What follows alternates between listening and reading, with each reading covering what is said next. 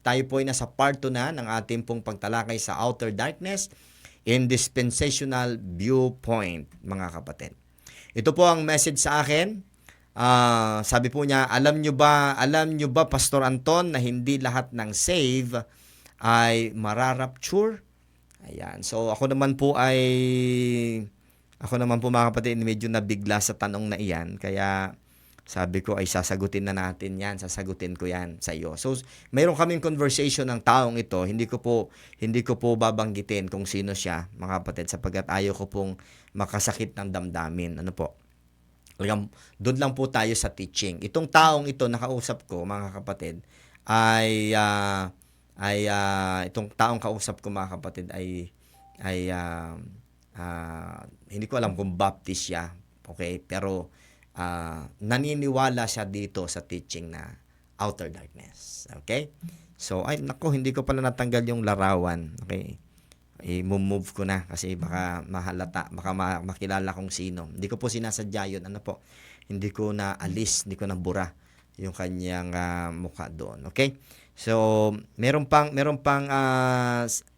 pong tanong pa na karagdagan at hindi ko na nailagay sa atin pong slides, at ito po yung kanyang katanungan. Okay. Ang tanong niya po ay, as po ako, Pastor Anton, do you believe that the abode of God is the eternal home of all saved? Ayan. Kung ako daw po naniniwala na yung langit, yung God's abode, no po, ay doon po lahat pupunta, ang lahat ng ligtas. So, yun ang tanong niya sa akin. Ang sagot ko po ay, no. Hindi po lahat ng ligtas sa lahat ng panahon ay sa langit pupunta. Ayan. Sasagutin po natin yung ngayong gabi para maging malinaw po, nasa ng mga verses, nasa eternity future, lahat ba ng naligtas sa lahat ng dispensation ay pupunta lahat sa langit? Ayan. Kung saan ay nandun yung trono ng Diyos. Titignan po natin yan, mga kapatid, sa gabi pong ito. Okay? So, dumako po tayo. Ito po yung kanilang paniniwala. Talagang in-screenshot ko po, inilagay ko rito, mga kapatid, upang totally makita nyo po na ito ay hindi po gawa-gawa lang. Okay? At medyo maliit, pwede nyo namang mabasa po yan, kaya lang medyo may kaliitan. Kaya akin pong ikinapi-paste po dito at pinalaki ko po ang font. Pero hindi ko po binago, mga kapatid, kung ano po ang nakasulat. Okay? Nais kong basahin, mga kapatid. Sabi po ng paniniwalang ito, and I believe hindi siya mismo ang nag-compose ito. Kinapi-paste lang po niya. Okay? Which is, ito yung kanyang paniniwala. Ito po ang sabi niya, mga kapatid. There are two kinds of eternal life that can be found in the scripture as Paul taught. Number one, eternal life as gift. Ephesians 6:23, Ephesians 2:8 and 9 means a life or soul delivered from condemnation in hell. So, mga ligtas po sila, mga ligtas. Eternal life as gift. Number two, eternal life acquired through faithfulness in the Lord. Galatians chapter 6, 8 to 9, Mark 10, 28 to 30, means being saved by grace. Okay, followed Christ in the scriptural baptism by grace. Pero may works. Alam mo, dito pa lang, mga kapatid, sa lubong na, no? Parang nagbabanggaan na. Kasi pag binasa natin ang Romans 11 verse 6, if by grace, it is no more of works. Okay? Pero sabi niya rito, means being saved by grace, followed Christ in the scriptural baptism. May water baptism pa. Ano ba tong baptism dito? Water baptism o spiritual baptism? Kung nakikinig man yung kausap ko nito. Okay? And added to his covenant people, then serving God faithfully to maintain covenant relationship as recipient of covenant promises. Ayan, nandyan po ang mga verses. Okay? Yan yung covenant. Yan yung new covenant yan, mga kapatid. Then reap life, everlasting life. Okay? high quality life. Okay? Ayun yun life. So, yung mga terminology na yan, mga kapatid. Okay? So, high quality life. At kung hindi ako nagkakamali, itong nagkausap ko po na ito, mga kapatid, ay nandito sa number 2. Okay? Nasa number 2 po siya. Naniniwala siya na dito siya kabilang sa number 2. Aba, edi by works na ito.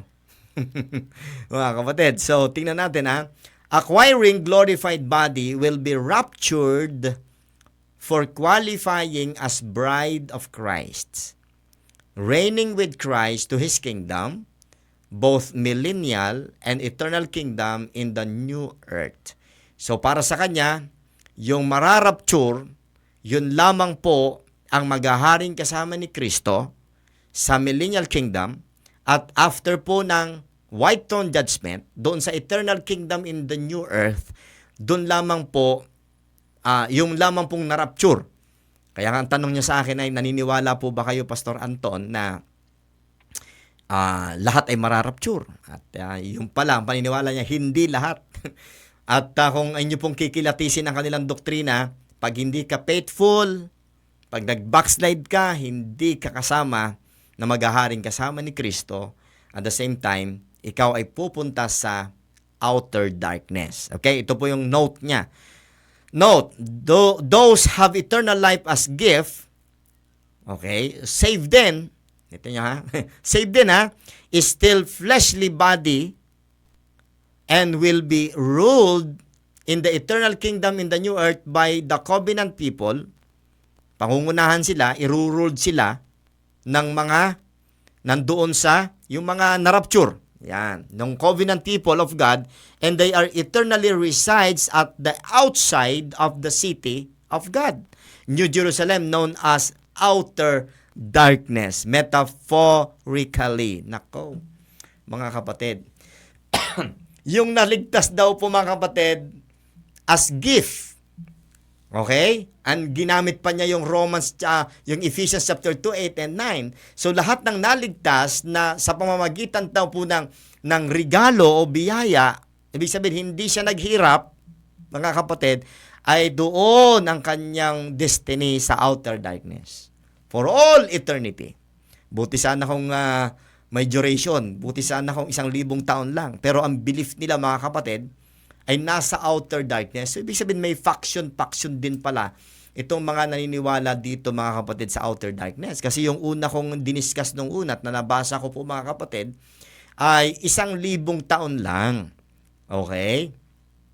1,000 taon lamang po sila na nandun sa outer darkness. Pero ito, new improved doctrine, mga kapatid, na for all eternity ay nandun pala, mga kapatid, sa tinatawag na outer darkness. Kaya ito po ay malupit, mga kapatid.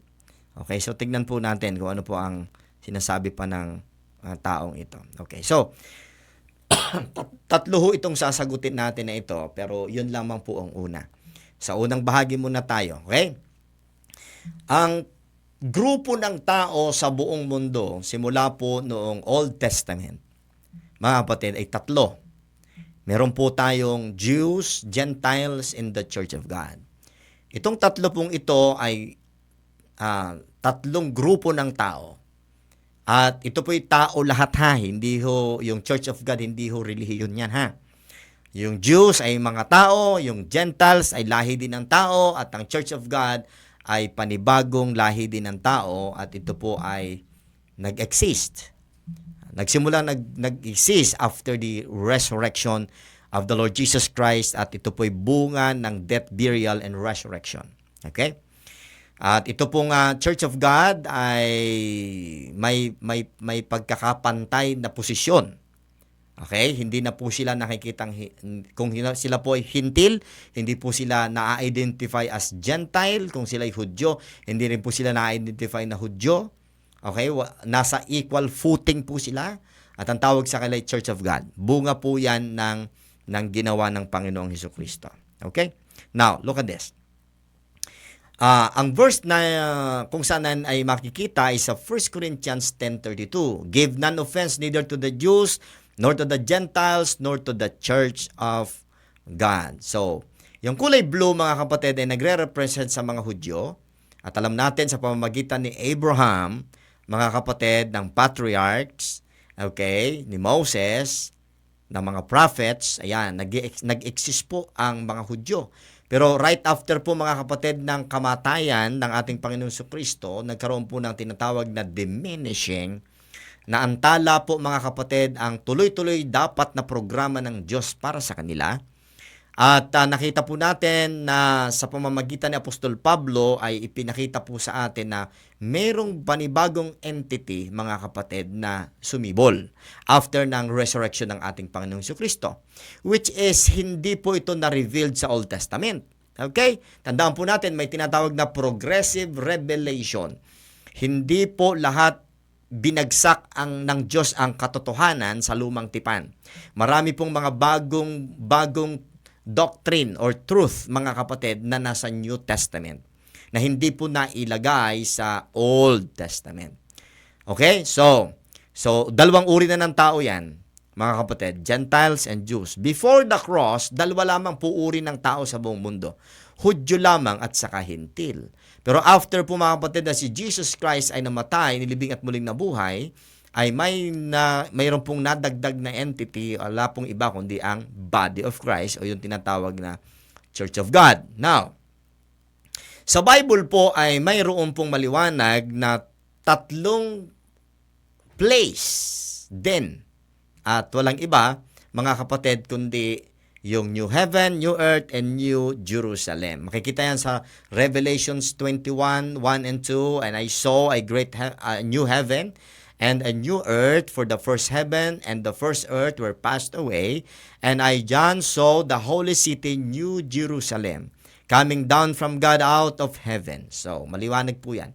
Nasa eternity future, may tatlo pong places na titirhan ng tao. Gusto ko po maunawaan nating lahat.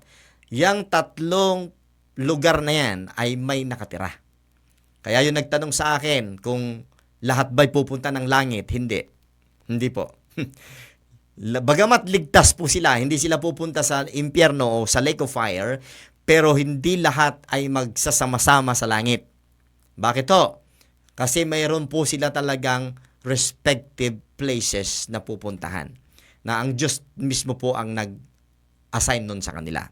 Okay? Sa New Heaven, makikita po natin, mga kapatid, mamaya bibigyan ko po ang mga verses dyan, ang detalye, mga kapatid, na ang body of Christ o yung church ay nasa New Heaven.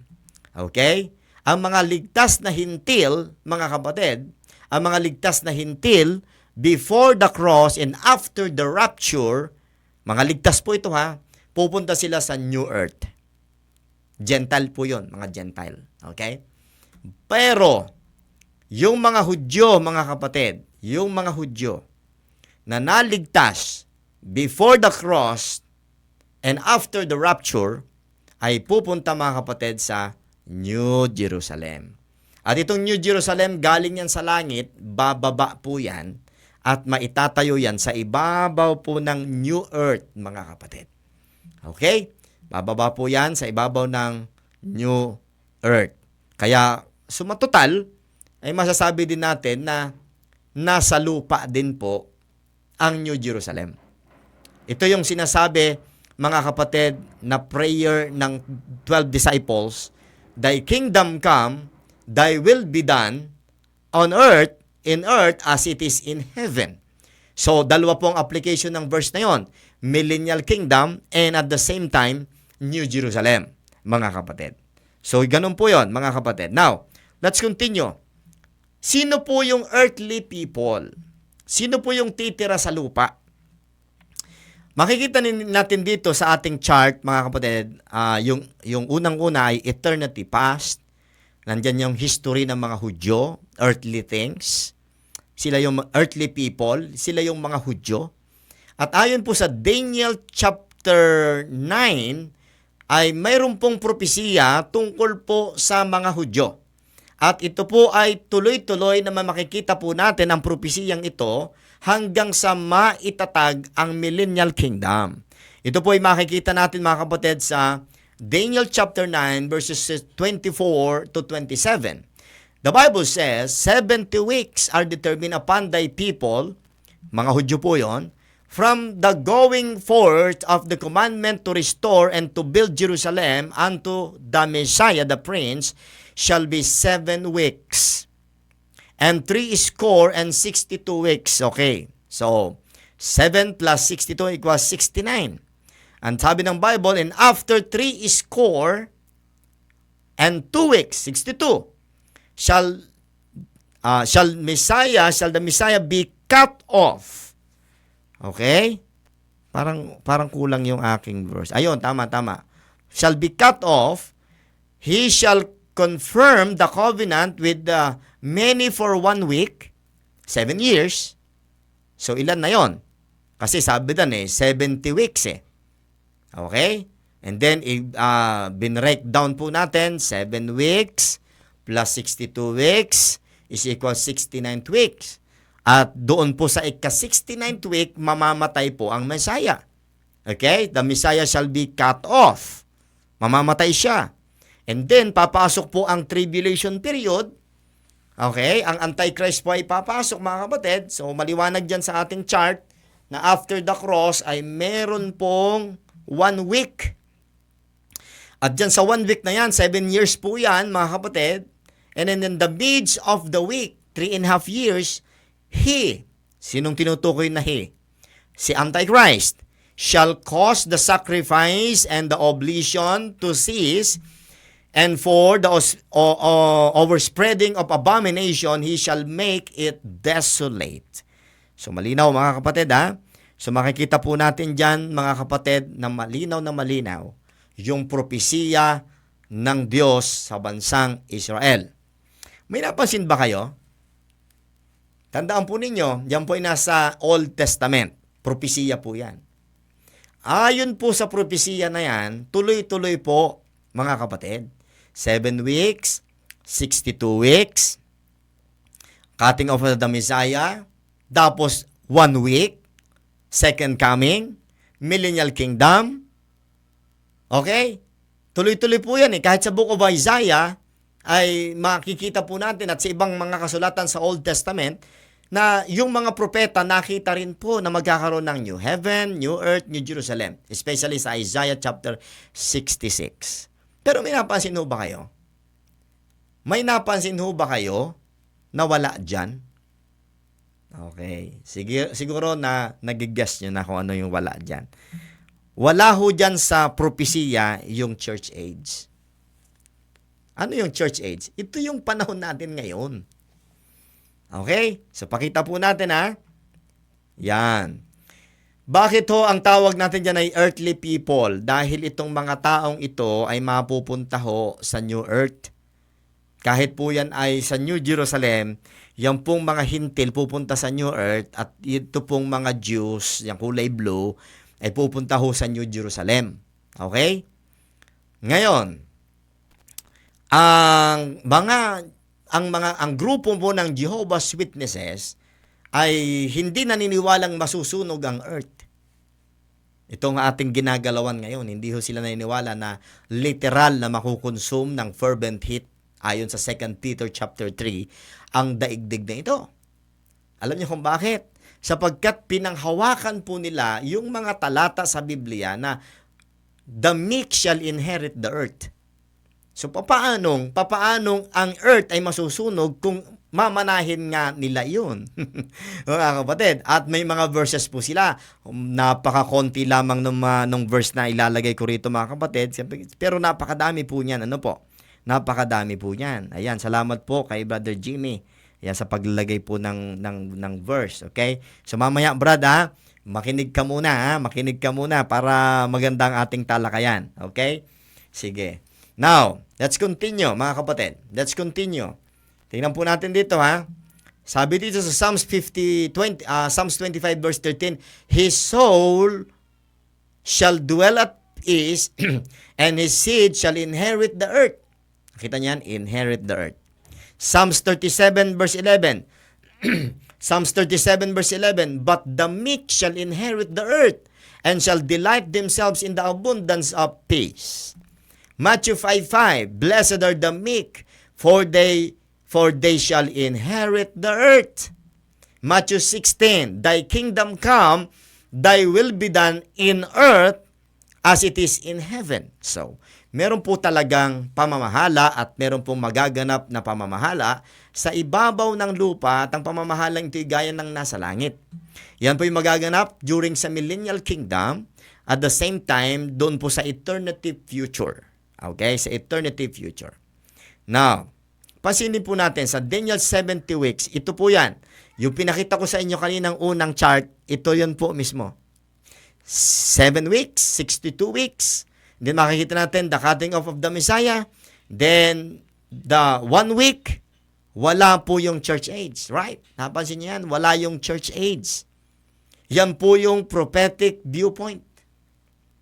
Okay? So, meron bang propesiya sa lumang tipan na merong body of Christ? Na merong church age? Wala. Bakit to? Kasi yan yung tinatawag na hidden period of time. The hidden era. The mystery program of God, mga kapatid. So, ito po ang kanyang larawan, mga kapatid. May tinatawag din namang heavenly people. Yan, naisingit po, mga kapatid, dun sa ating chart, naisingit sa ating chart, sa chart po natin, ang church period. Kanina po'y wala. Pero paano natin nalaman na meron pong ina-assure na church period at na antala ang programa ng Diyos sa mga Hudyo na supposedly after the cross, according po sa Daniel chapter 9, 1 week na po agad. 1 week na agad. Ibig sabihin, tribulation period na agad. Pero bakit after po ng cutting off of the Messiah, hanggang ngayon, wala pa ho yung tribulation period. Alam nyo, nagkalito-lito na po ang mga theologian dyan.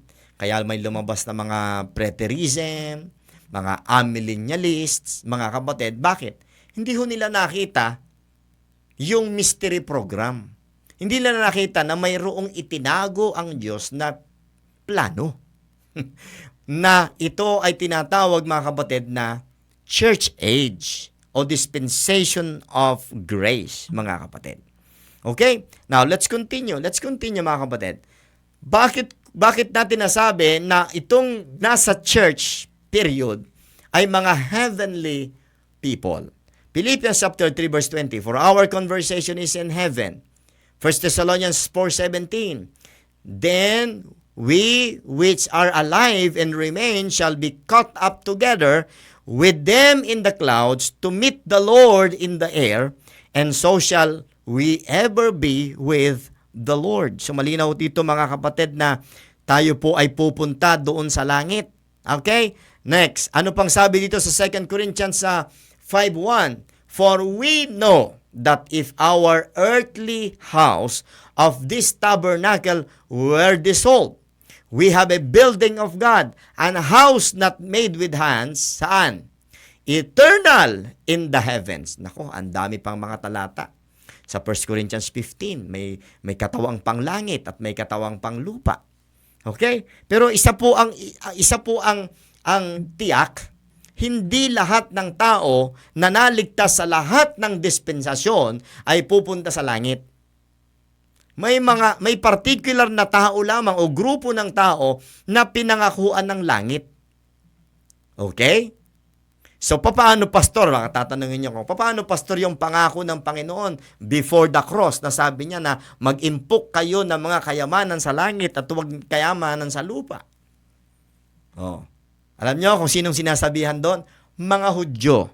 Sila po ay pupunta sa New Jerusalem. I do believe na ang New Jerusalem ay nag-i-exist na ngayon sa langit. At lahat ng naliligtas, mga kapatid, ng mga Hudyo, okay, sa dispensation, hindi po sa part ng dispensation of the grace of God, kundi yung mga Hudyo before the cross, ay nasa New Jerusalem na po. At itong mga taong galing sa ilalim ng lupa, mga kapatid, mga taong galing sa ilalim ng lupa, na sa Matthew chapter 27 verse 51 to 53, ay nabuhay muli nung si Kristo po ay nag-resurrect at nagpakita sa marami. They appeared unto many, at pumunta sila sa holy city. At ang holy city nito mga kapatid ay maaaring doon mismo sa literal na Jerusalem. Pero nung sila po'y umakyat, kasi nagkaroon na sila ng glorified body Nung sila po'y umakyat mga kapatid, dumiretso na po sila sa New Jerusalem. At yung New Jerusalem na yan ay bababa pagdating po ng pagkatapos po mga kapatid ng consummation o pagkasunog ng earth na ito at matapos po ang white throne judgment ay magkakaroon na ng tatlong places na ito. New heaven, New Jerusalem, and New earth. At lahat po yan, mga kapatid, ay may titira. May titira po yan. Okay? Law and grace contrasted. So, makikita po natin na before the cross, yan po ay under the law. Okay? After the rapture, part pa rin yan ng law. Okay? Yeah, wala tayong enough time ngayon para ipakita lahat yung mga verses na yan. Pero knowing na makikita natin sa Daniel chapter 9 na ipagbabawal o pahihintuin na Antichrist mga kapatid ang pag-aalay, ibig sabihin, babalik po ang pag-aalay during tribulation period. Okay? So, under the law pa rin po yan. Under the law. Ang church age, mga kapatid, ang under grace or dispensation of grace. Ito po yung, kaya makikita nyo dyan, Jews and Gentiles, one body. Nakalagay po dyan ay one body. Kumusta ang ating internet connection? Sandali lang mga kapatid. Iyon, nako. Napuputol, no? I hope na napapakinggan nyo po ako ng buo ngayon. Napuputol, ano? Sandali mga kapatid. Okay? So, just tell me, ha? Mga kapatid, so imo-monitor ko lang. Ayan, hindi naman namatay. Okay? Tuloy lang po tayo, mga kapatid. Tuloy lang po tayo. Okay. Let's continue. Now, makikita po natin dito, mga kapatid, na dali ha. Ayan, okay.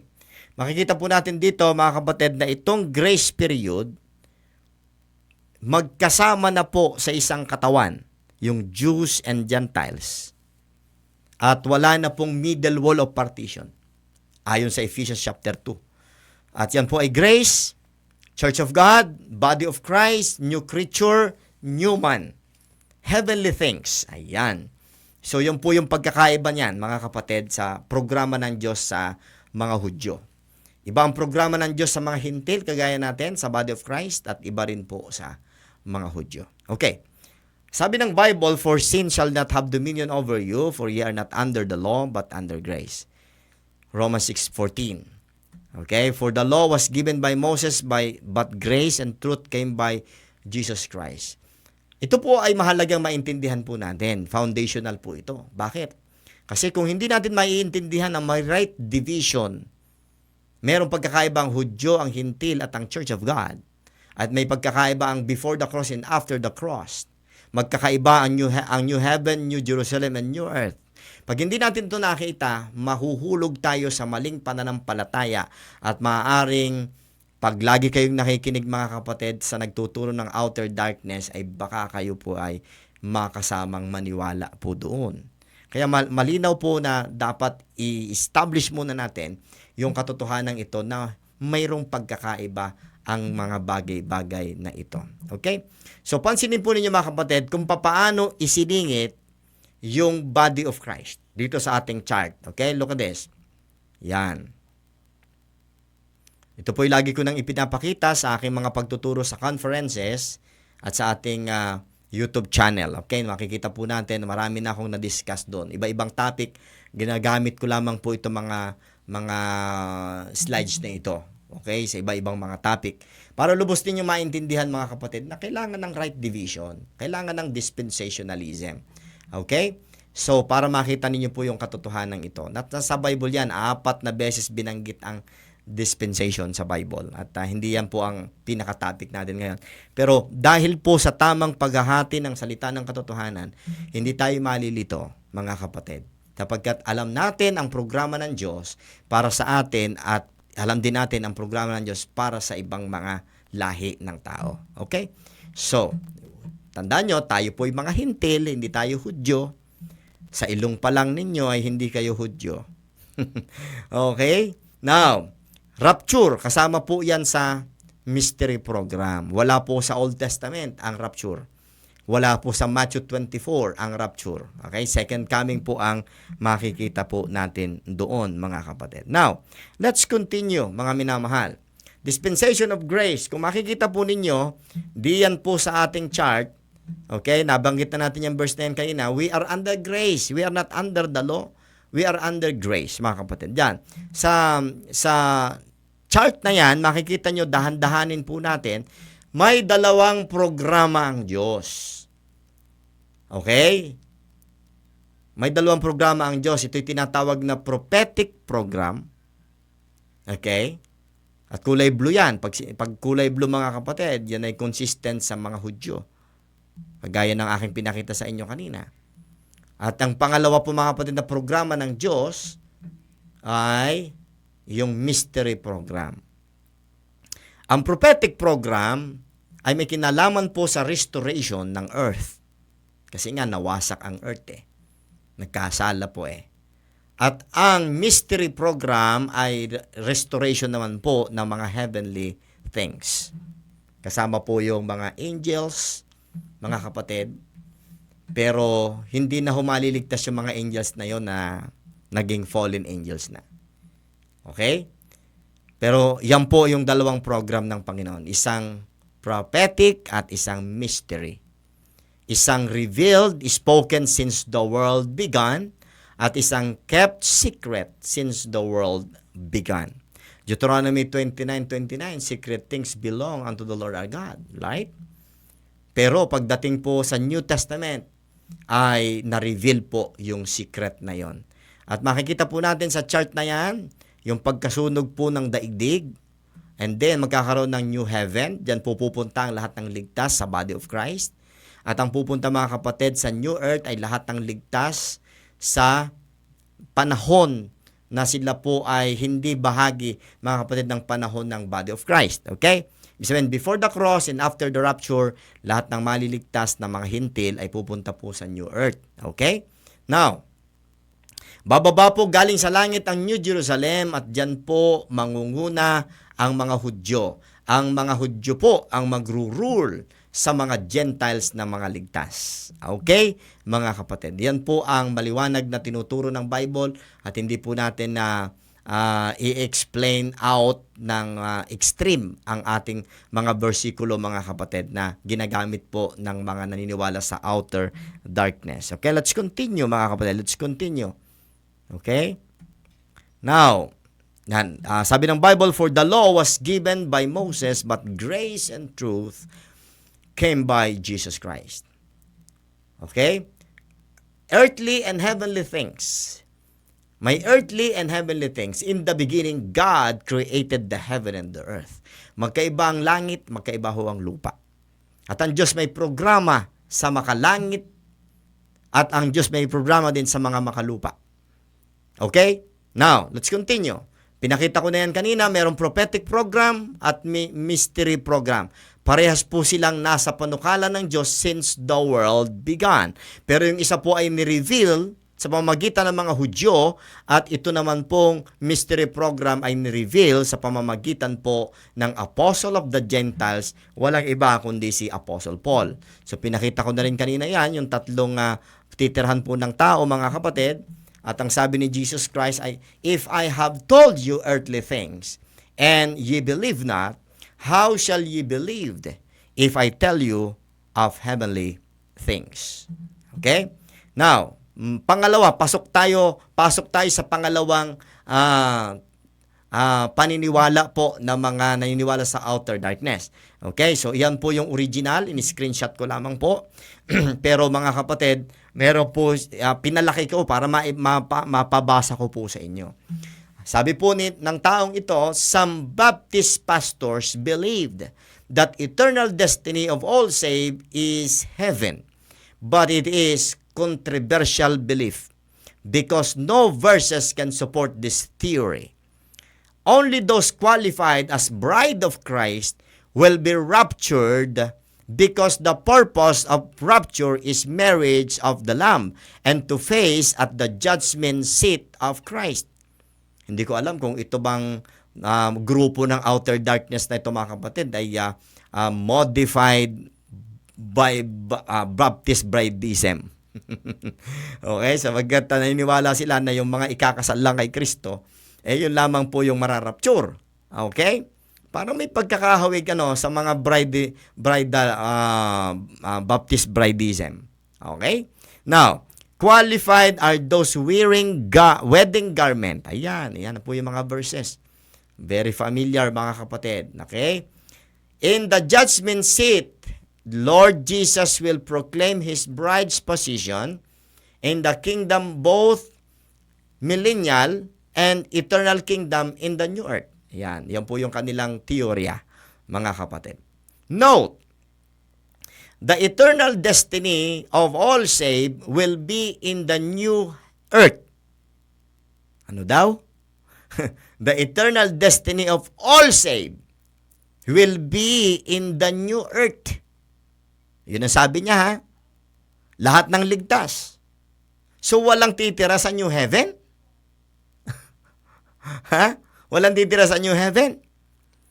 Okay? Kasi lahat daw ng ligtas will be in the new earth.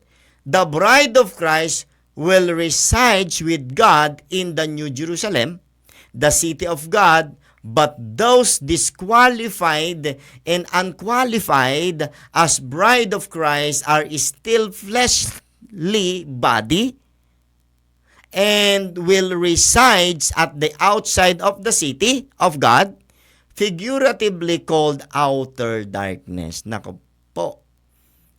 So pag wala ka pala sa New Jerusalem at nasa labas ka ng New Jerusalem, nasa outer darkness ka. Ano kaya katotoo to mga kapatid, no? Paano nila at gaano kaya nila katagal ito pinag-aralan? Yan po yung belief nila. So ito yung pangatlo. At isasabay ko na doon sa huli kong i-discuss, mga kapatid. Okay? May pangalan ho dyan, may mga nabanggit na pangalan dyan, pero nilagyan ko ng itim. Kasi po ayaw kong may mabanggit na pangalan dito, ha? Okay? So, meron siyang kausap dito no? At sabi ko nga sa inyo, yung kausap ko ay kinopy-paste lang yan. Sa kanyang pagka-copy-paste na isama yung pangalan nung kausap. So, ibig sabihin, hindi kanya talagang composition yan na belief, kundi paniniwala lang niya. So, mayroon pong leader itong mga ito. Ano? At naka-blank po yan. Sabi po niya, allow me to share you my knowledge regarding outer darkness because I've seen how Brother Blank defined the outer darkness. According to him, it is hell, but he gave you a wrong answer. Hindi ko alam kung ako ang tinutukoy dyan, yung unang pagbo-broadcast ko sa outer darkness. Okay? Hindi ko alam. Baka naman hindi ako ang tinutukoy. Actually, sabi po niya, kasi ako'y naniniwala na yung outer darkness, mga kapatid, ay part yan ng hell. Okay? Now, sabi niya, actually, outer darkness is a figure of speech. We know, as what the Bible is stated in Revelations chapter 21 and 22, there will be new heaven and new earth, then the golden city of God, New Jerusalem, come down to replace the old Jerusalem. Outer part of New Jerusalem city is the region of outer darkness metaphorically. Matthew 25:30. Ako, talagang ito po ay nag-create na ng doktrina sa kanyang isipan, mga kapatid. Ay, paano yon? Paano yung nabasa natin kanina? Blessed are the meek, for they shall inherit the earth. Anong tinutukoy doon? So, outer darkness yun? Yung earth? Yung new earth, outer darkness? Kasi pag nasa labas ka daw ng New Jerusalem, mga kapatid, outer darkness na agad yun. Paano kung maipakita ko mamaya na lahat ng mga tao sa ibabaw ng lupa ay pupunta sa New Jerusalem at sasamba doon. At pag hindi pumunta doon sa New Jerusalem, ay sasalutin po yung kanilang mga bansa. Pero hindi po tinuturing, mga kapatid, na outer darkness ang nasa labas po ng New Jerusalem. Which is ito, at maliwanag nating binabasa, there will be new heaven and new earth, then golden city of God, New Jerusalem, come down to replace the old Jerusalem. Outer part of New Jerusalem, outer part, labas, sa labas, is the region of outer darkness, metaphorically, Matthew 25:30. So, lumalabas, mga kapatid, na ang titirahan lamang ng tao ay ang New Jerusalem. Walang titira pala sa New Heaven. At wala ding titira sa New Earth. Lahat po ay nasa New Jerusalem. At kapag daw ikaw ay nasa labas ng New Jerusalem, maituturing kang nasa outer darkness. Okay? Napaka nito, no? Napakataba ng pag-iisip na nakagawa ng doktrinang ito. So tingnan natin. Eternal destiny of all saved will be in the new earth, even the throne of God is in the city of God. So, parang nakakalito na. Ano ba talaga, kuya? So, tingnan natin, ha. So, may titira din daw po sa New Earth. Okay? Sabi kanina, ay sa New Jerusalem lang. Now, let's continue. The doctrine of Protestants, including ABBA, MBC, that all saved will live eternally in heaven, but there is no supporting verses to this theory. Theory lang pala yun. Paano yung mga verses na binigay ni Apostol Pablo kanina? That we have that abode.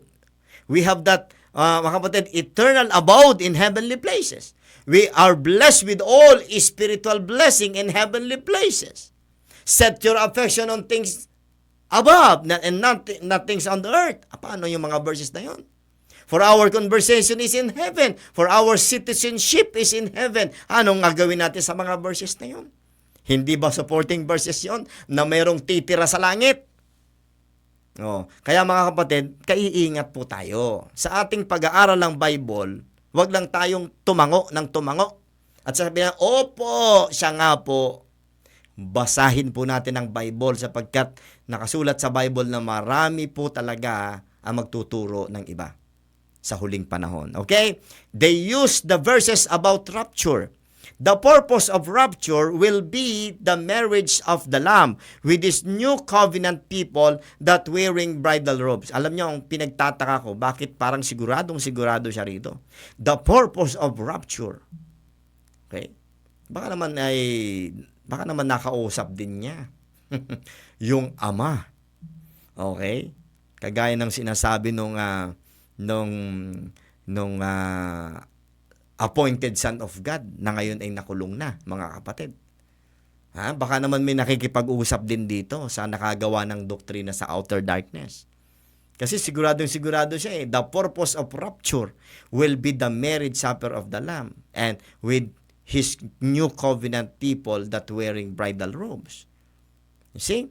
Then, face at judgment seat of Christ to receive the inheritance. Yan. So, halo-halo na, mga kapatid. Sulat ni Apostol Pablo, sulat po na, alam nyo, mga kapatid, ang 13 epistles ni Apostle Paul, from Romans to Philemon, ay direktang para sa body of Christ.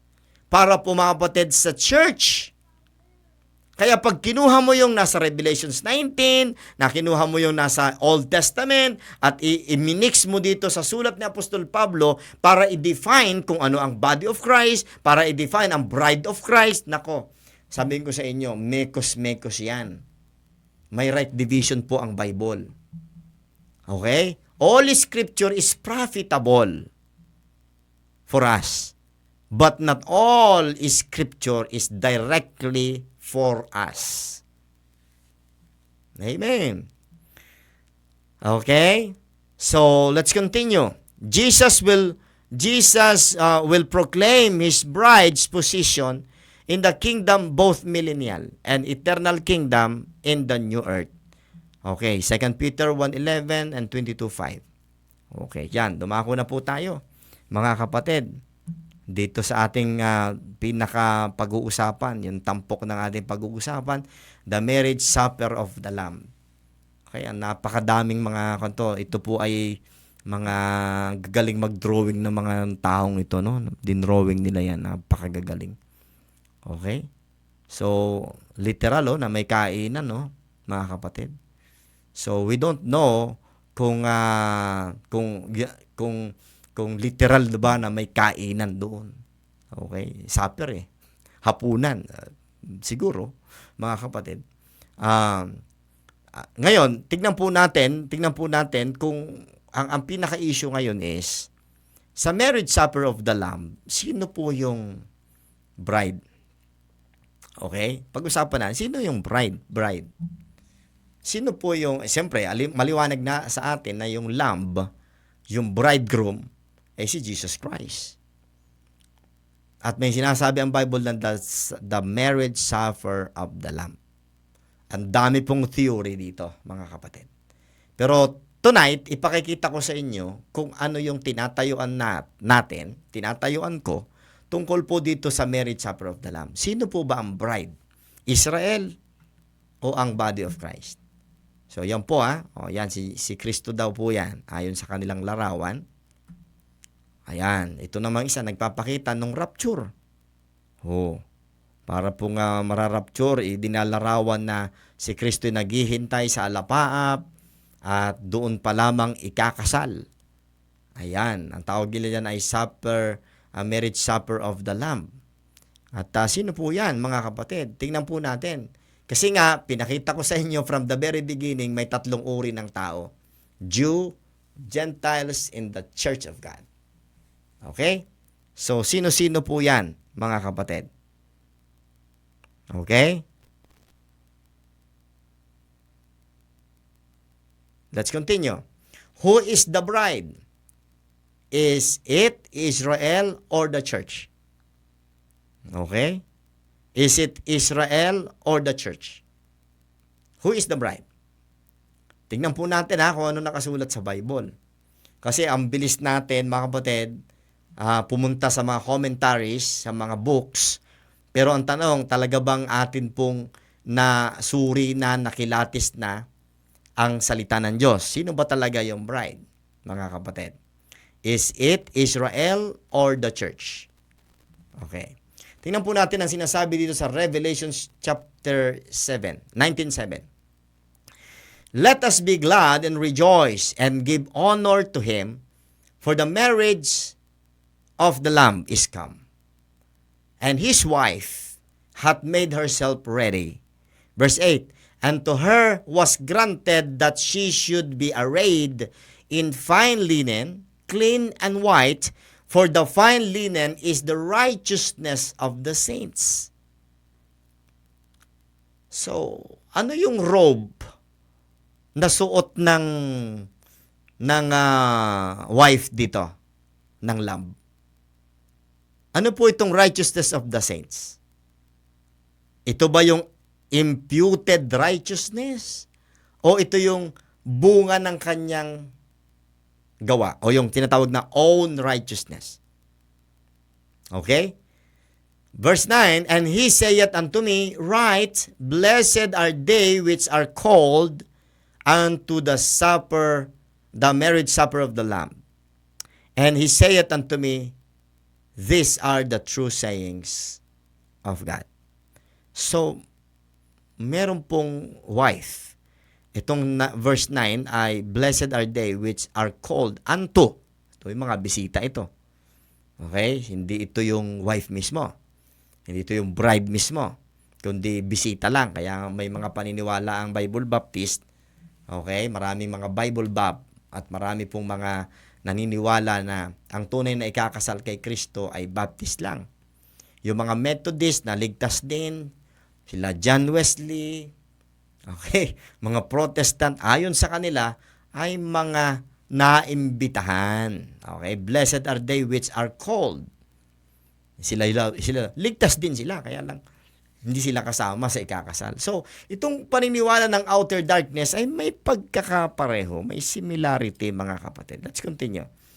Revelations 21 verse 11. Tandaan po ninyo mga kapatid, ako po ay nagbibigay lamang ng tanong para mag-isip tayo.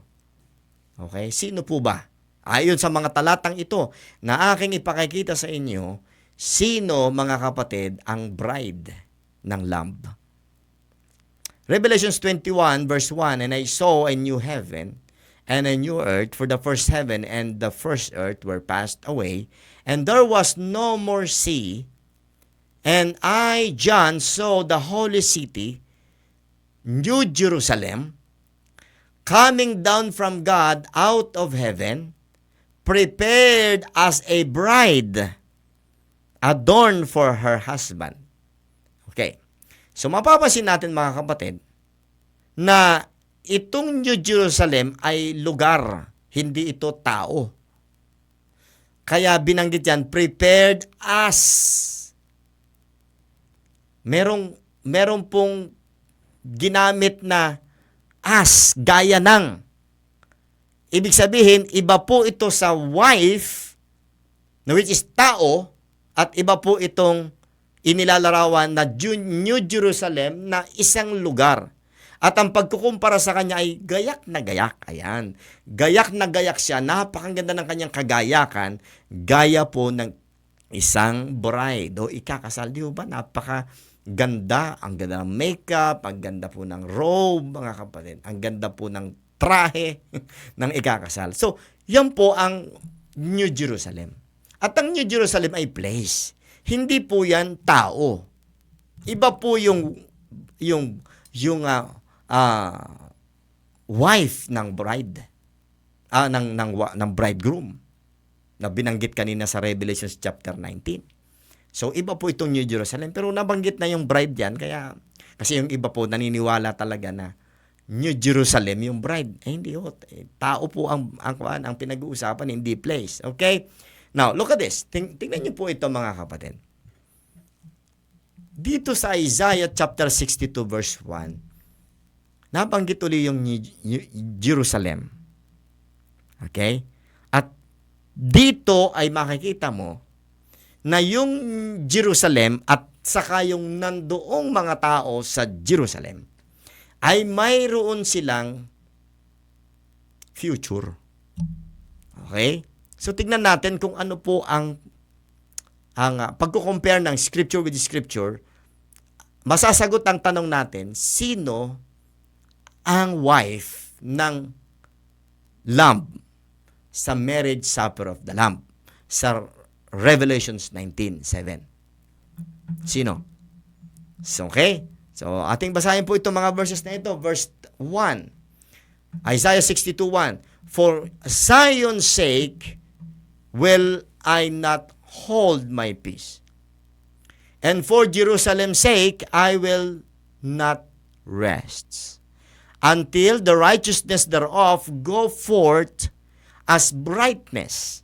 So may sinasabi po ang Panginoon na hindi siya titigil hanggat ang Jerusalem ay yung kanyang kalwalhatian ay magningning, mga kapatid.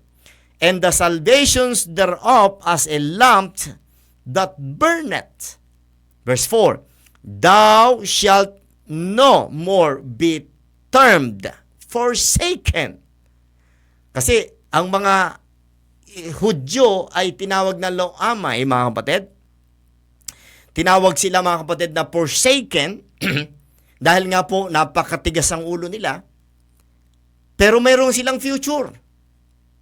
Meron silang future. At ang sabi rito, verse 4, thou shalt no more be termed forsaken, neither shall thy land anymore be termed desolate. Okay?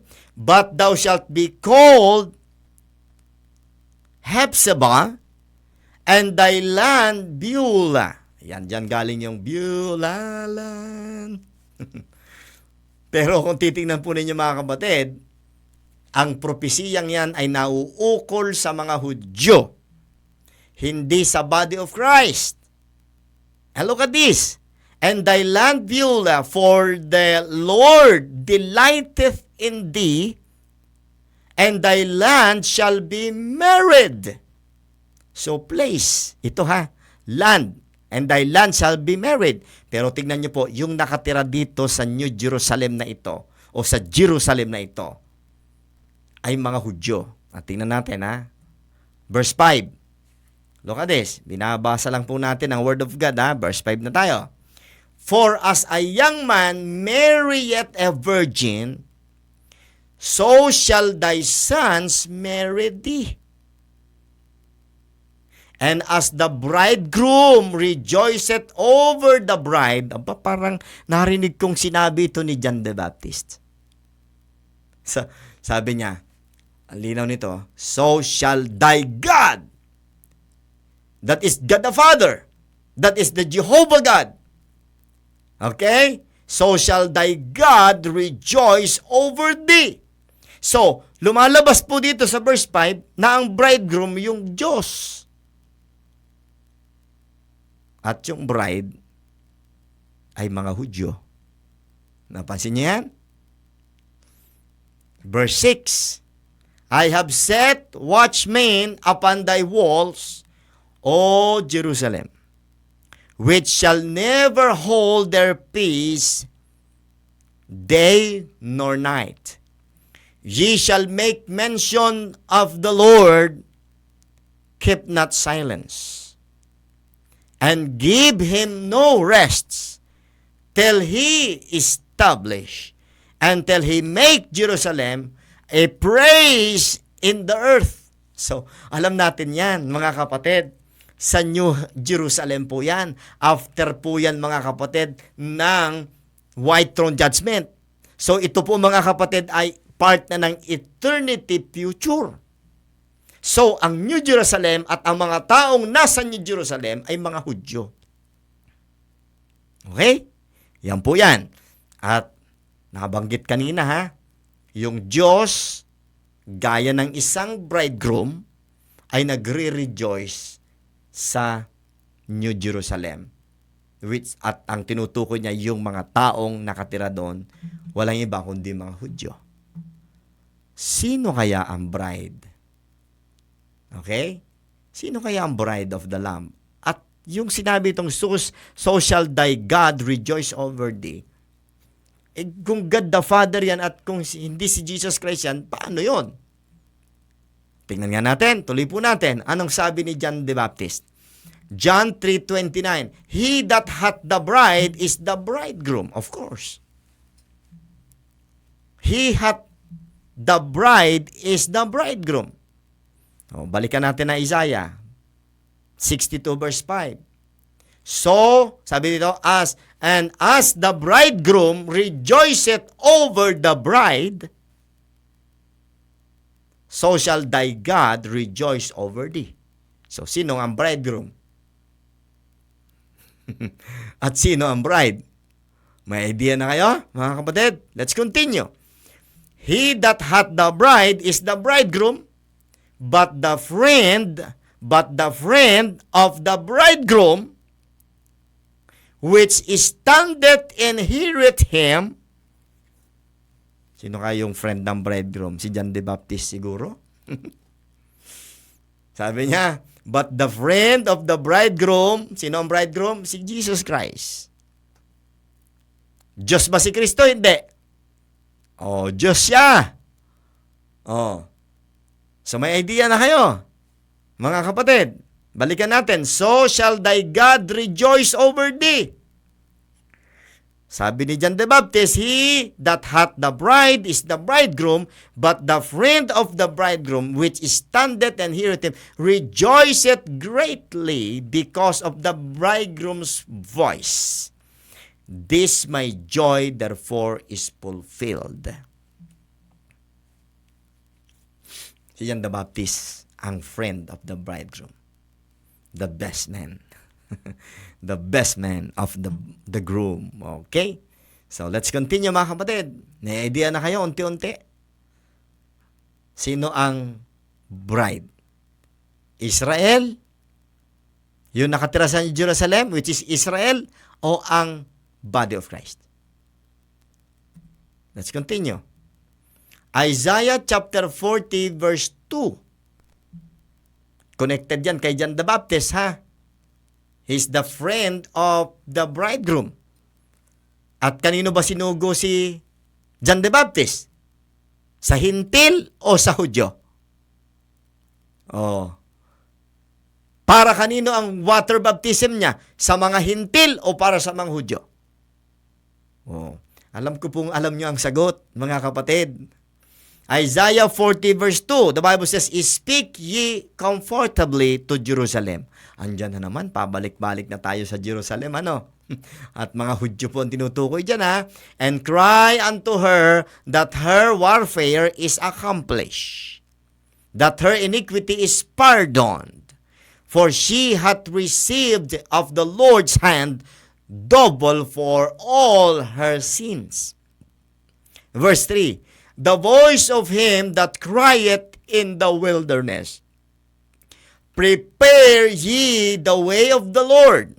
Sino to? Pagka po nabasa niyo yung capital O-R-D sa Old Testament, okay? Yan po yung tetramagaton. Tama ba yung pagkakabanggit ko? Huwag na lang, baka magkamali pa ako. Tumutukoy dyan ay si Jehovah. J-W-H-W. Tama ba ako? Okay, si Jehovah God ang tinutukoy. At alam natin na si Jehovah God, siya yung God the Father. Okay? Pero tingnan po ninyo. "The voice of him that cried in the wilderness, prepare ye the way of the Lord." Sino po yan tinutukoy dyan? Si John the Baptist yan, ha? "Make straight in the desert a highway for our God." So, nabasa natin kayo na sa Isaiah 62 na yung groom o yung bridegroom is God. Okay? Ngayon, may idea na kayo? Nabubuo na ba sa mind nyo, mga kapatid? Laki. Let's continue. Okay, so naulit lang. Diretso tayo. Matthew 3:1. Matthew chapter 3 verse 1, mga kapatid. Look at this. Matthew chapter 3 verse 1. "In those days came John the Baptist preaching in the wilderness of Judea and saying, Repent ye, for the kingdom of heaven is at hand." Verse 3, "For this is he that was spoken of by the prophet Isaiah," binasa natin na Isaiah kanina, saying, "The voice of one crying in the wilderness, prepare ye the way of the Lord." Napansin niyo ba? Yung Lord dito, hindi na ho lahat capital letter. Kasi ang tinutukoy ng Lord dyan, hindi po yung God the Father. Pero sa lumang tipan, God the Father ang tinutukoy. At alam ng mga Hudyo ay si God the Father talaga yun. Pero pagdating dito, na-fulfill, mga kapatid, yung propesiya tungkol po kay John the Baptist, ang tinutukoy niya pala ay hindi po yung, kasi dito papasok, mga kapatid, yung Trinity. Dito papasok, mga kapatid, yung I and my Father are one. Pareha silang Diyos, pero mga kapatid, magkaiba sila, distinct po sila sa isa't isa. Pero mapapansin nyo, mga kapatid, ganyan kahiwaga ang Biblia. Ha? Sa lumang tipan, si Jehovah ang tinutukoy, yung Father ang tinutukoy. Pagdating dito, the same, si John the Baptist ang tinutukoy dito, at ang sigaw niya, "Prepare ye the way of the Lord, make his path is straight." Verse 13, jumang tayo sa verse 13. "Then cometh Jesus from Galilee to Jordan unto John to be baptized of him." So, kaya nga po si John the Baptist ay forerunner ni Jesus Christ. At si Jesus Christ ay siyang God. He is the Prince of Peace. Amen? The everlasting Father. The Prince of Peace. Amen? The mighty God. Sabi po ng Isaiah chapter 9 verse 6. Ngayon, kukonect natin yan, ha. Huwag niyong iwawala ang isipan ninyo sa bride at saka sa groom. Sino ang groom? Sa Isaiah, yung God. Sino po yung ipiprepare yung way of the Lord? Yung God. Pagdating po dito, si Jesus Christ pala ang tinutukoy, mga kapatid. Revelations 21 verse 10, and he carried me away in the spirit to a great and high mountain and showed me that great city, the holy Jerusalem, descending out of heaven from God. Nasaan? Galing sa langit, galing sa Diyos. So, mayroon Diyos sa langit. Amen. May Diyos doon sa New Earth because God is omnipresent. Mga kapatid, God is omnipresent. Nagpababa po siya, ipinababa niya mga kapatid ang New Jerusalem, ang Holy Jerusalem, descending out of heaven from God. Pero makikita po natin, yung God nandun din po sa New Earth, sa New Jerusalem. Tingnan po natin ha. Pero mayroon po ding galing doon sa langit. Ha? From God. Verse 11, having the glory of God, and her light was like unto stone most precious, even like a jasper stone, clear as crystal. Verse 12, the Bible says, and had a wall great and high, and had 12 gates, and at the gates 12 angels, may mga bantay na anghel, and names written thereon, at kaninong pangalan, and which are the names of the 12 tribes of the children of Israel. Sabi ko sa inyo pag-aari po ng Israelita ang New Jerusalem hanggang sa future. Verse 13, on the east 3 gates, on the north 3 gates, on the south 3 gates, and on the west 3 gates. And all the wall of the city had 12 foundations, and in them the names of the 12 apostles of the Lamb. Kaya kung pag-aaralan niyo mabuti mga kapatid, sa Matthew chapter 19, inihula na ng Panginoon na ang 12 disciples during sa millennial kingdom ay uupong kasama ni Jesus Christ na judge sa bansang Israel. Pero after pala mga kapatid ng white throne judgment, doon sa foundation ng New Jerusalem, andun pala yung mga pangalan ng 12 disciples. Okay? Now, let's continue. Kaya po, Hudyo po ito ha. Hudyo po ito. Revelations 21 verse 1, and I saw a new heaven and new earth, for the first heaven and the first earth were passed away, and there was no more sea. Tatandaan niyo po ito.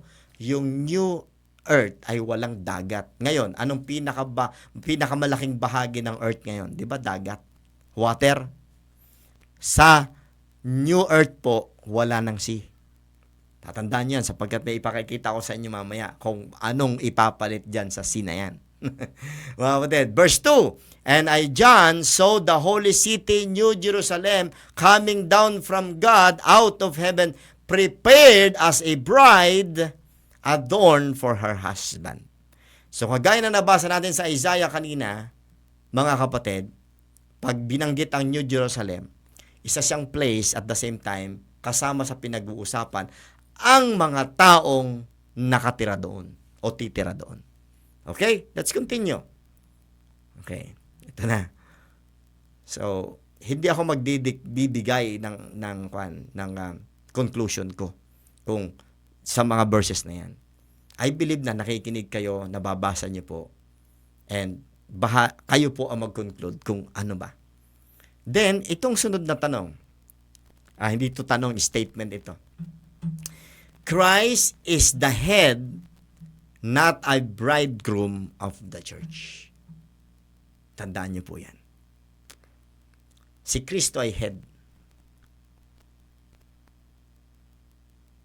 At paano nagiging head? Who is the head of the wife? Di ba yung husband? Di ba? Oh. Halimbawa, boyfriend mo, hindi mo pa head yun.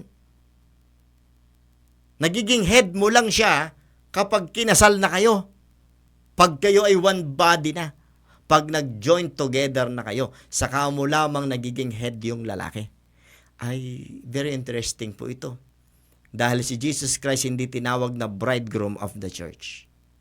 He is the head of the church. Anong ibig sabihin, mga kapatid? Let's continue.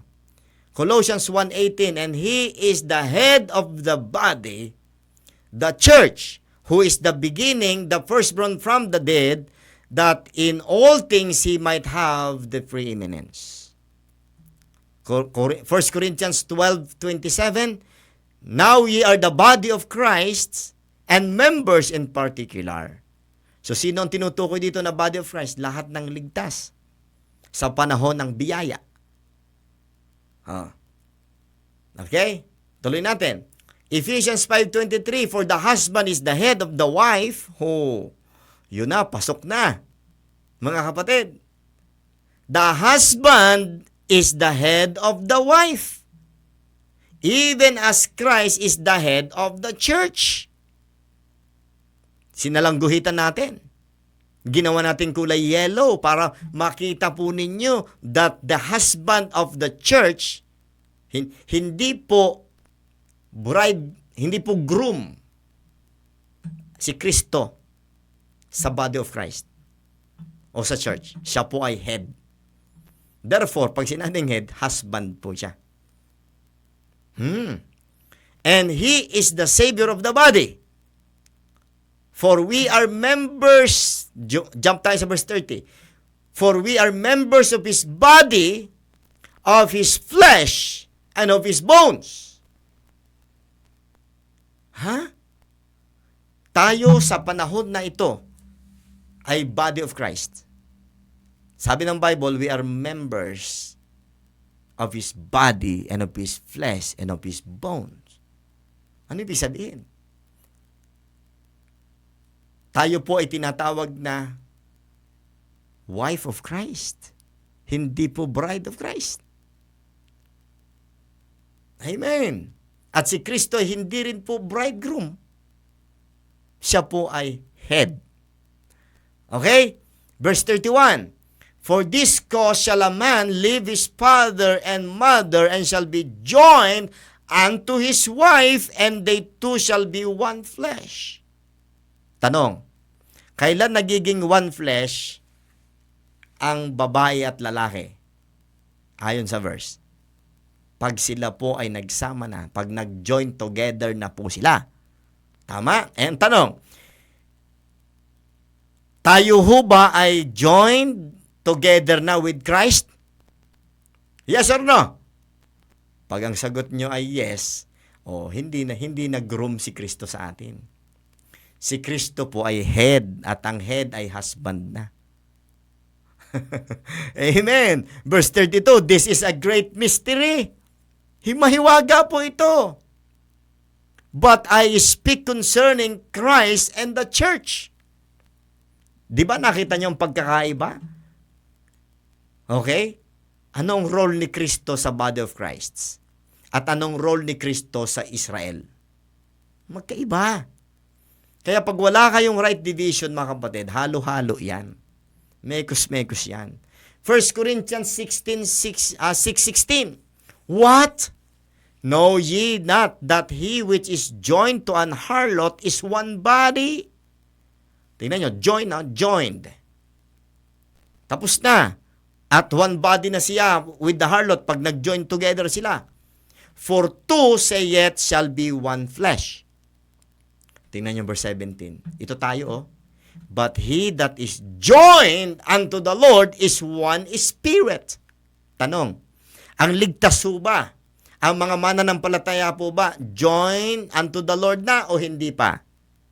Pag ang sagot nyo po ay yes, therefore hindi bride si Kristo. Hindi groom si Kristo. At hindi po tayo bride. Tayo po ay wife at si Kristo ang head. Tama ho ba ang aking pagpapaliwanag? Binabasa ko lang ho ang Word of God, mga kapatid. Binibigyan ko lang ng sense. Bible ho may sabi nun. 1 Corinthians 16:19, what? Know ye not that your body is the temple of the Holy Ghost, which is in you, which ye have of God, and ye are not your own. Kailan po nagiging hindi na pag-aari ng asawa ang kanyang sarili? Kailan? Sa oras na sila po ay ikinasal na. Hindi po pwedeng sabihin na, pag-aari na kita ha. Hindi po nga kayo kasal, pag-aari mo na. Pero ang kalagayan po ng body of Christ kay Kristo ngayon, we are joined together with Him already. Hindi po tayo ikakasal.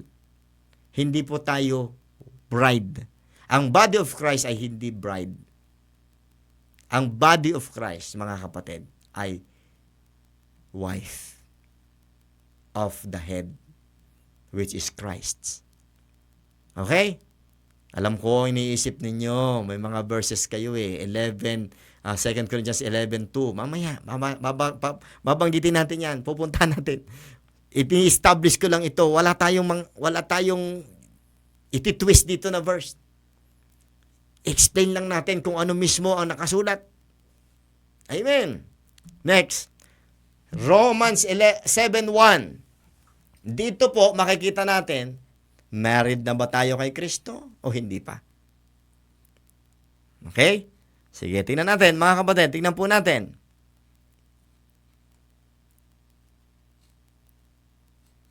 Talagang itong si Jimmy, Makinig ka muna, Brad. Tingnan mo mabuti. Huwag mo i-insist kung ano yung nasa isip mo at tinuro sa'yo. Andiyan ang mga verses binibigay ko na nga Romans 7:1. Anong sabi ng Bible? Romans 7:1. Tuloy-tuloy hanggang 4 yata yan, hanggang 5. Verse 1. Know ye not, brethren, for I speak to them that know the law, how that the law hath dominion over a man as long as he liveth. Verse 2. For the woman which hath an husband is bound by the law to her husband, so as long as he liveth. But if the husband be dead, she is loose from the law of her husband. Verse 3. So then if, while her husband liveth, she be married to another man, she shall be called an adulteress.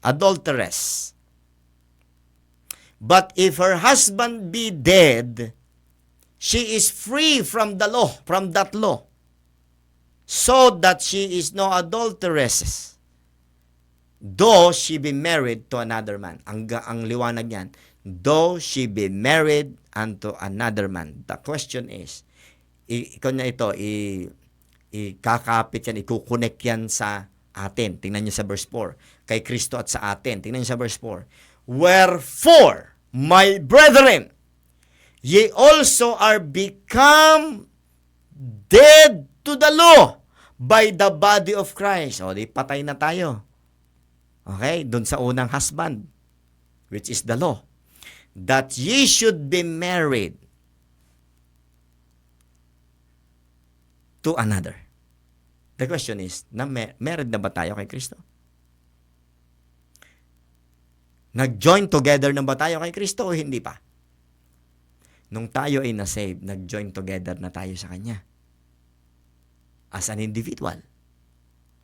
Sabi niyan, that ye should be married to another, even to him who is raised from the dead. Look at this. That we should bring forth fruit unto God. Yung tinutukoy dyan, kung ang ginamit na analogy ay ang pag-aasawa o ang pagsasama ng mag-asawa, anong ine-expect mo kapag ka ang mag-asawa ay nagsama? Di ba fruitfulness?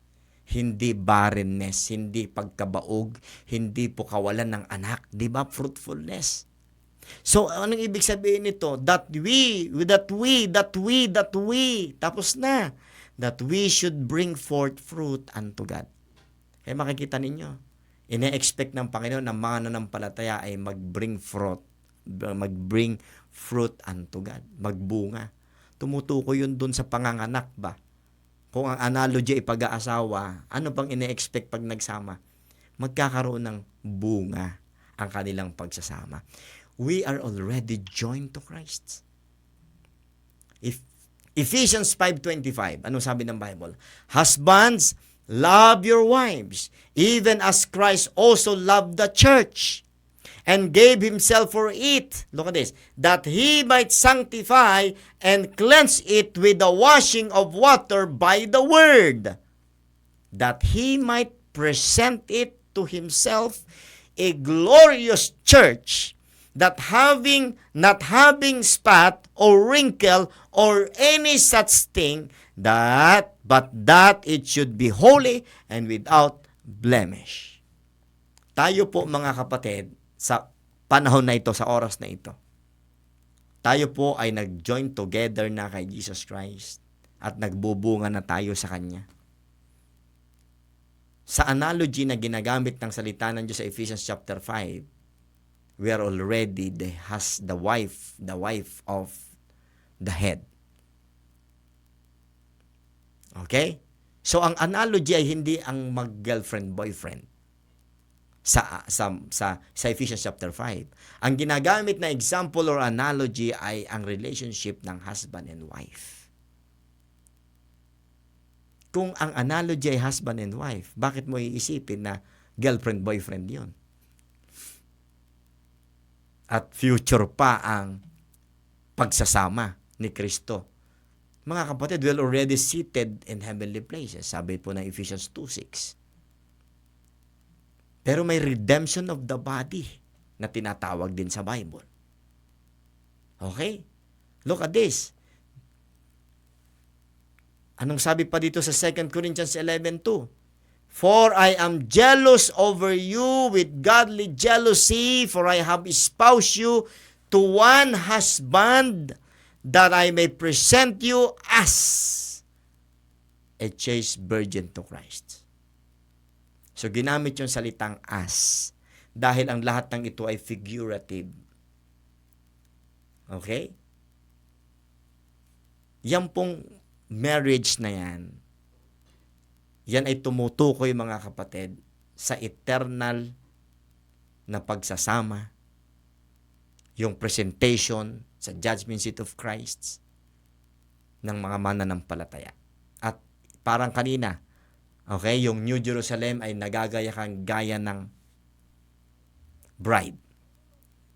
Pero sa literal, mga kapatid, na pangyayari, ginagamit lang yung mga terminology na yan, yung example na yan, to explain the intimate relationship of the church, of the believers to His Savior. Amen? Pero kung bakit ko ito dinidiscuss, hindi naman to big deal eh. Kung bakit ko ito dinidiscuss, mga kapatid, upang ma-differentiate natin ang pagkakaiba at totally mapalaya tayo sa paniniwala na ang Kristiyano ay kasama sa outer darkness. Lahat ng ligtas, mga kapatid,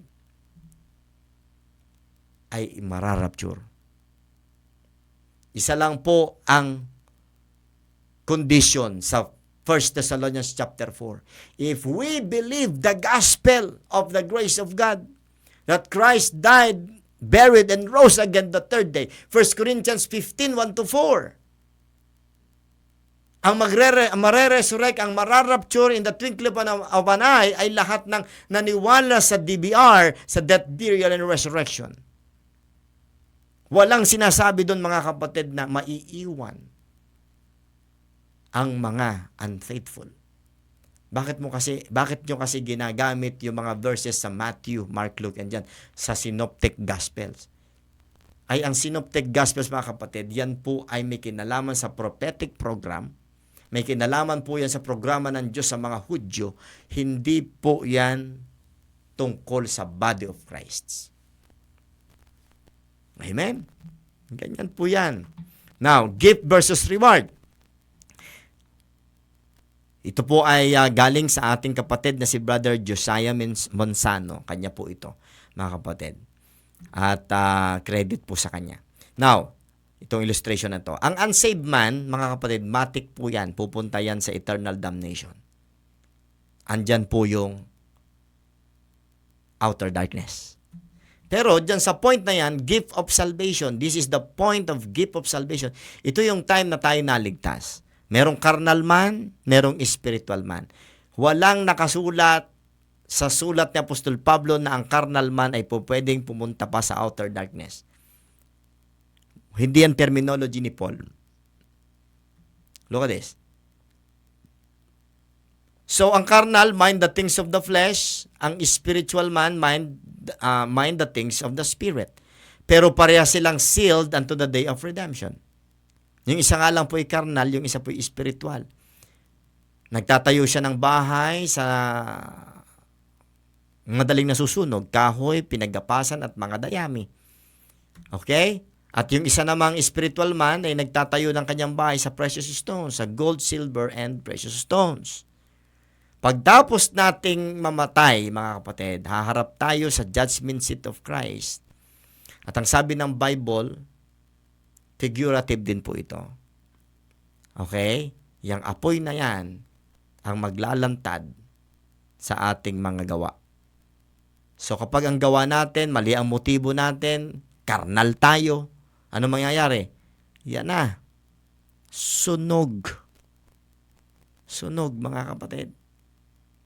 Okay? Pero hindi tayo pupunta sa outer darkness, ha? Babasahin natin yung verse mamaya. Lugi siya. Pero hindi siya pupunta sa outer darkness, ha? Okay? Yung isa naman, makakatanggap siya ng reward, mga kapatid. Okay? The judgment seat of Christ for the saved, the work shall be burned. Ang susunugin po, mga kapatid, ay yung gawa. Hindi yung kaluluwa mismo. Gaya ng tinuturo, mga kapatid, ng mga outer darkness believer. Romans 14:10, But why dost thou judge thy brother? Or why dost thou set at naught thy brother? For we shall all stand before the judgment seat of Christ.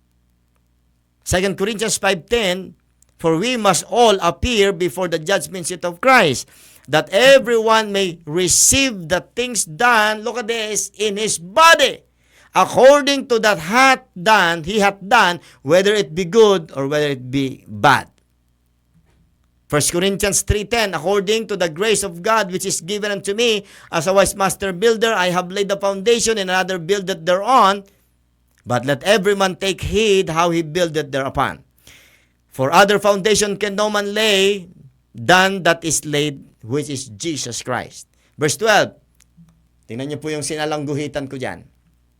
Hindi soul of man ang susunugin, kundi yung kanyang gawa. So, iba ito sa tinuturo ng outer darkness believers. Now, if any man build upon this foundation gold, silver, precious stones, wood, hay, stubble, every man's work,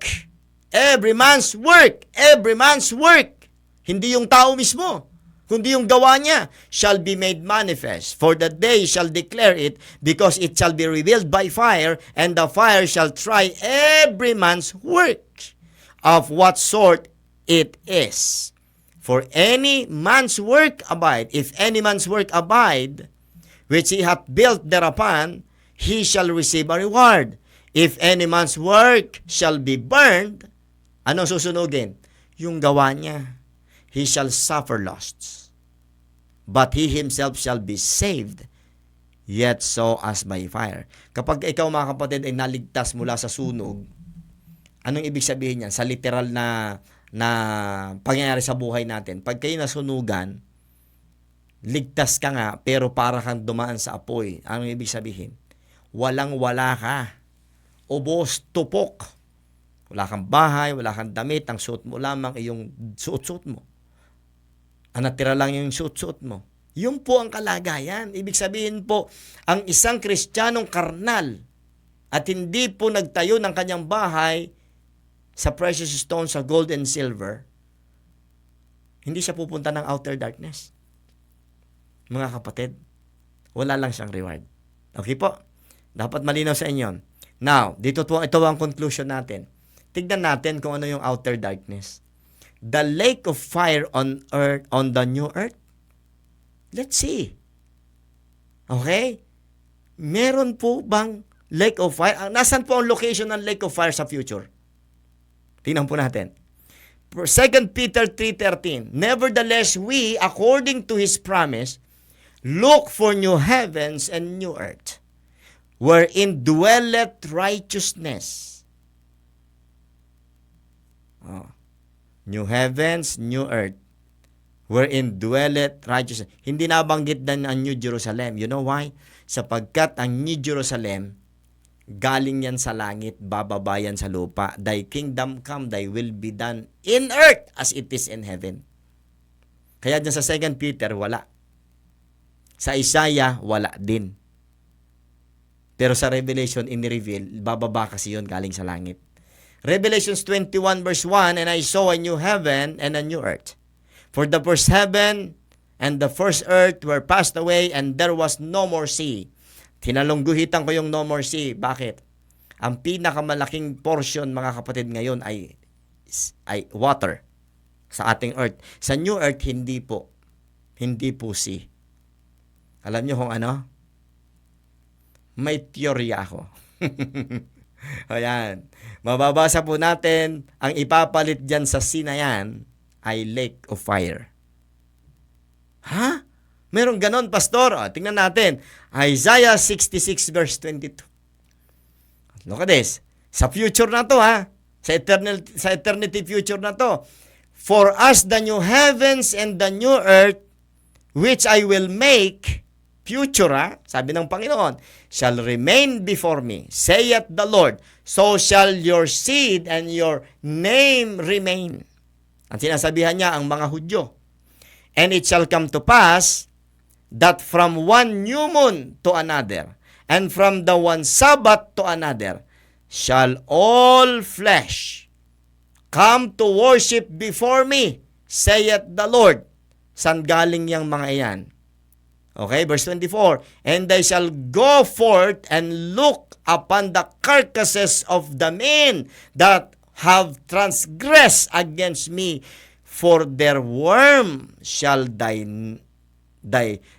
for their worm die not. Tandaan nyo, ha, yung worm dyan, isa lang yan, ha, hindi worms. Mga kapatid, for their worm, bawat isang nandoon sa fire ay mayroong worm. Hindi worms. Sa mali yung ating paniniwala na dati na mayroong worms na pumupunta sa ilong, lumalabas sa tenga. Wala yun. Wala yun, mga kapatid. For their worm, singular, shall not die, neither shall their fire be quenched. And they shall be an abhorring unto all flesh. And they, sino yung they? Lahat ng nandun. Dun sa unquenchable fire. Nabiruin mo, tamo, and look upon the carcasses of men.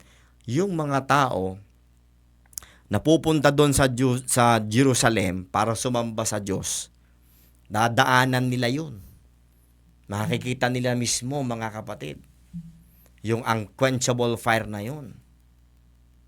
So, tandaan nyo, wala pong sea, no more sea, wala ng dagat, wala ng ocean sa new earth. Pero meron palang fire, at yung mga taong nagkasala sa Diyos ay nandun. So, the location of the lake of fire, hindi ako dogmatic dito. Willing ako makorek kung sakasakali.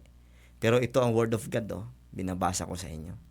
Makikita nila habang pupunta sila doon sa New Jerusalem para sumamba sa Diyos. Sino yon? Yun yung mga hintil na nakatira sa New Earth. Tandaan nyo, yung mga taong sasamba na yun, galing sa iba't ibang bansa yun. Sasamba doon sa New Jerusalem. Sa Zechariah, malinaw po yun, di ko lang nailagay dito eh. Pag pinresent ko ito sa susunod, ilalagay ko yun. Sa lahat ng nation, pagka hindi sila pumunta, hindi sila magkakaroon ng ulan, ay Zechariah chapter 14 yan, mga kapatid. Kayo na lang ang mag-search. Wala na tayong time ngayon. 10:30 na. Ang gusto ko lang sabihin sa inyo, ang kapalit ng sea doon sa New Earth, mga kapatid, is yung unquenchable fire. At malaki ang possibility na iyon po yung lake of fire. At nandun yung mga unsaved na naghumihiyaw, nagangalit ang mga ngipin. Nasa outer, yun po ang outer darkness. Pero hindi sila saved. Unsaved sila. Okay? Outer darkness. Babasahin ko lang po ito kasi ito po, dito tayo magwawakas. Outer darkness. Tingnan nyo ang connection nito sa impyerno. Matthew 8:12, but the children of the kingdom. Ang children of the kingdom ay iba sa children of God. Ang children of the kingdom, mga Hudyo. Sila po yung children of the kingdom. But the children of the kingdom shall be cast out into outer darkness. There shall be weeping and gnashing of teeth. Yun po yun, yung binasa natin sa Isaiah kanina.